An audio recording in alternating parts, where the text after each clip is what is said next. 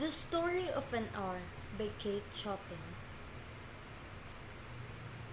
Knowing that Mrs. Mullard was afflicted with a heart trouble, great care was taken to break to her, as gently as possible, the news of her husband's death. It was her sister Josephine who told her, in broken sentences, veiled hints that revealed in half concealing. Her husband's friend, Richards, was there too near her. It was he who had been in the newspaper office when intelligence of the railroad disaster was received, with Brantley Mullard's name leading the list of killed. He had only taken the time to assure himself of its truth by a second telegram, and had hastened to forestall any less careful, less tender friend in bearing the sad message. She did not hear the story as many women have heard the same, with a paralyzing ability to accept its significance. She wept at once, with a sudden wild abandonment in her sister's arms. When the storm of grief had spent itself, she went away to her room alone. She would have no one follow her.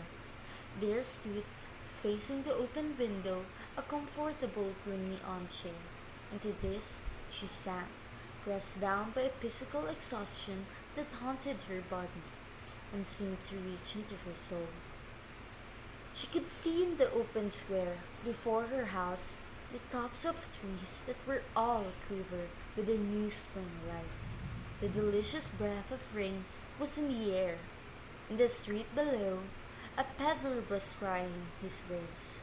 The notes of a distant song which someone was singing reached her faintly, and countless sparrows were twittering in the eaves. There were patches of blue sky showing here and there through the clouds that had met and piled above the other in the west facing her window. She sat with her head thrown back upon the cushion of the chair, quite motionless, except when a sob came up into her throat and shocked her, as a child who has cried itself to sleep continues to sob in its dreams. She was young, with a fair, calm face, whose lines bespoke repression and even a certain strength.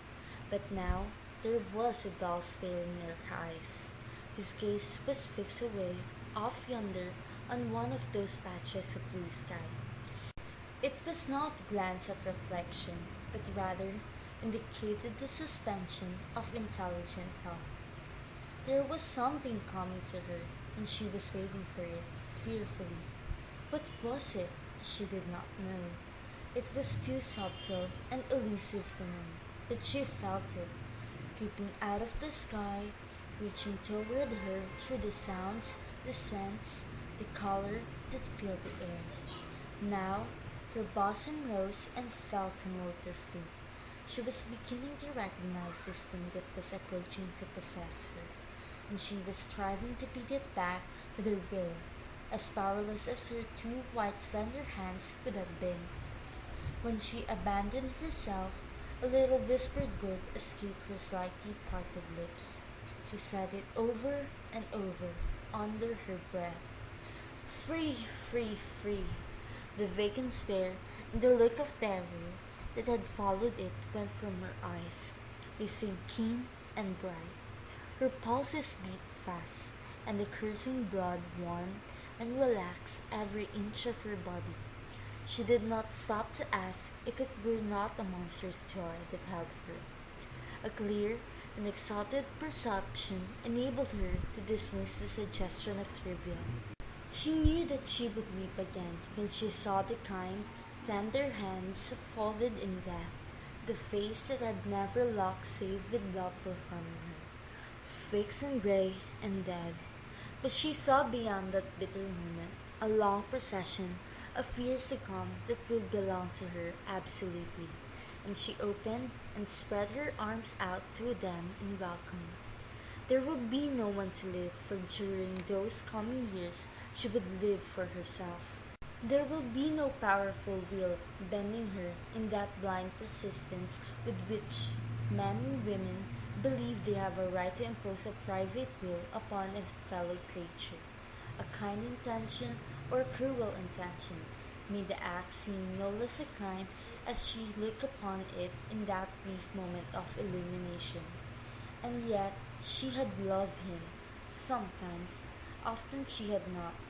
What did it matter? What could love, the unsolved mystery, count for in the face of this possession of self assertion which she suddenly recognized as the strongest impulse of her being? Free! Body and soul! Free!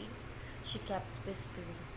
Josephine was kneeling before the closed door, with her lips to the keyhole, imploring for admission. Louis! Open the door! I beg, open the door! You will make yourself ill! What are you doing, Louis? For heaven's sake, open the door! Go away! I'm not making myself ill. No, she was drinking in the very elixir of life through that open window. Her fancy was running riot along those days ahead of her, spring days and summer days, and all sorts of days that would be her own. She breathed a quick prayer that life might be long. It was only yesterday she had thought, with a shudder, that life might be long. She arose at length and opened the door to her sister's importunities. There was a feverish triumph in her eyes, and she carried herself unwittingly like a goddess of victory. She clasped her sister's waist, and together they descended the stairs. Richard stood waiting for them at the bottom. Someone was opening the front door with a latch key.